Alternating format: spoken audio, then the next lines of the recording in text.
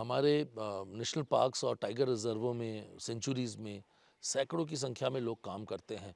और जो लोग काम करते हैं उनमें हर एक की कोई ना कोई खासियत होती है। कोई बहुत अच्छी पेट्रोलिंग करता है, कोई बहुत अच्छा बर्ड वॉचिंग करता है। उनमें से एक है घूरन। नाम से बड़ा एक नाम भी बड़ा अजीब सा ही लगता है कई बार, घूरन।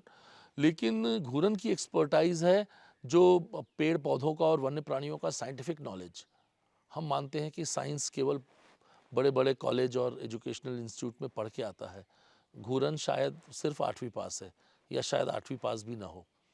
लेकिन जब आप उससे बातें करेंगे तो इस जंगल में मिलने वाले हर पेड़ पौधे को वो उसके साइंटिफिक नाम से जानता है। एनिमल बिहेवियर को वो बहुत ही साइंटिफिक तरीके से एक्सप्लेन करता है। ये सीखा उसने खुद के प्रयासों से।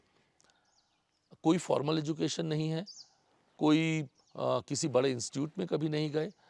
इसी कर्मझिरी वनग्राम के रहने वाले, और इन्हीं जंगलों में घूमते घूमते अपनी रुचि, अपने शौक़, अपने पैशन से उन्होंने एक जो एक्सपर्टाइज ली है वो बिरले ही लोगों को हो पाती है।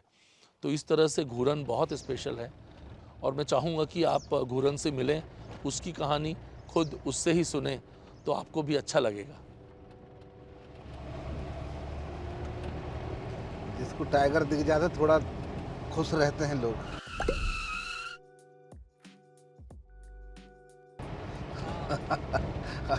एक पलाश अभी पलाश के बीज वगैरह सब अच्छे से हो रहे हैं हाँ जी सर, अभी तो फ्लावरिंग में है सर। ना? और कौन से फ्लावरिंग?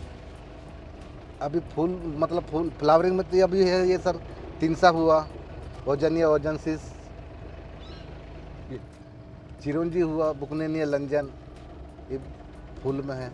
महुआ हो गए फूल में है। पलाश। और ये काश्मी का नाम क्या है इसका? हाँ जी। काश्मी का क्या? कुसुम। अच्छा, सेलिसेरा ओलियोसा कोसुम का सर। और एक बात और, हाँ जी। आपका हमारा घोषरी का नाम क्या है, आप बताओ? स्टार कुलिया यूरंस। सर ये जो पत्थर लड्डू वाला पेड़ है, हाँ, गार्डिनिया लटीफोलिया। गार्डिनिया लैटिफोलिया, वो यही का है कि बाहर से अब लाया ये है? पता नहीं मैम, अभी से हम तो अब जब से देख रहे हैं जब से यहीं का है। फिर आपने कहाँ से सीखा ये सारे कहाँ से साइंटिफिक? सीखते मैम, यहीं काम करने आ रहे थे WI में। हाँ। हाँ, कोई साहब आ रहे थे अच्छे से, तो वो बता रहे थे ये फलाना है, ऐसा वैसा। लेकिन अच्छा है आपको याद है, जी। क्योंकि बहुत लोग हाँ, ये बोसवेलिया सर्रेटा, ये सालाई का पेड़ है। ये बार्क जो दिख रहा है ना जी, थोड़ा काला सा हल्का सा, बोसवेलिया सर्रेटा, सालाई। ये है मवई सर, लेनिया कोरोमंडली का। हाँ, ये कोकोड्राइल ट्री, इस हाँ, इसको कहते हैं टर्मिनेनिया टोमेंटोसा, साजा।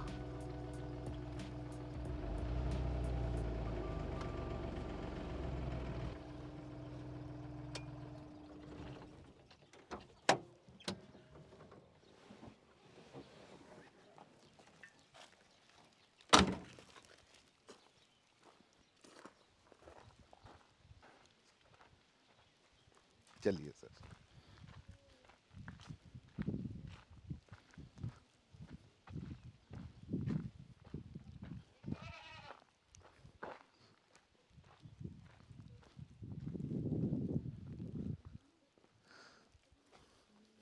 मेरा नाम घोड़न इसलिए पड़ा है जी कि अब मेरे से जो बड़े थे पैदा होते ही ख़त्म हो जा रहे थे। तो किसी ने बताया होंगे कि जब लड़का पैदा होगा तो उसको ले जाके घोड़ों में डाल देना, जो मतलब घोड़े मतलब जो कचड़ा वचड़ा डालते हैं उसमें ले जाके डाल दिया, और वो वापस आ गई मेरी माँ। फिर दूसरे लोगों ने मेरे को उठा के लाए वहाँ से, तो उनने रखे मेरा नाम घोड़न। मैं गांव में ही पढ़ाई किया जी, और गांव में 5वीं तक ही वो है स्कूल।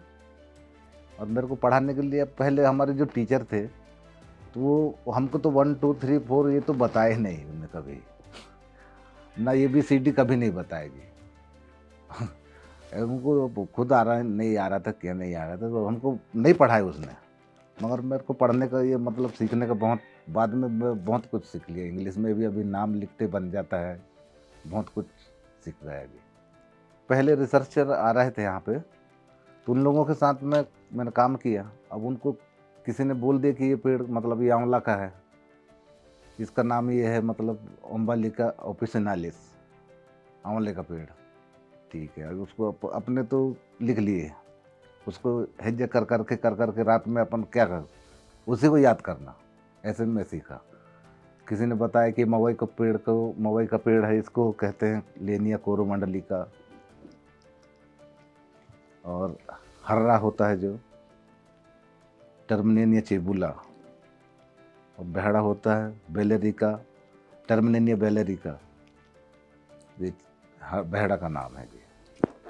किसी ने बताया मतलब उसको अपन लिख लिए, याद तो नहीं रह रहा था, लिख लिए, फिर याद हिज्जा कर जैसे सुबह उठे तो उसी को याद करना, ऐसा में वो हुआ मेरे को, जैसा पढ़ाई जैसा मान के चलो, ऐसा नहीं कि नहीं।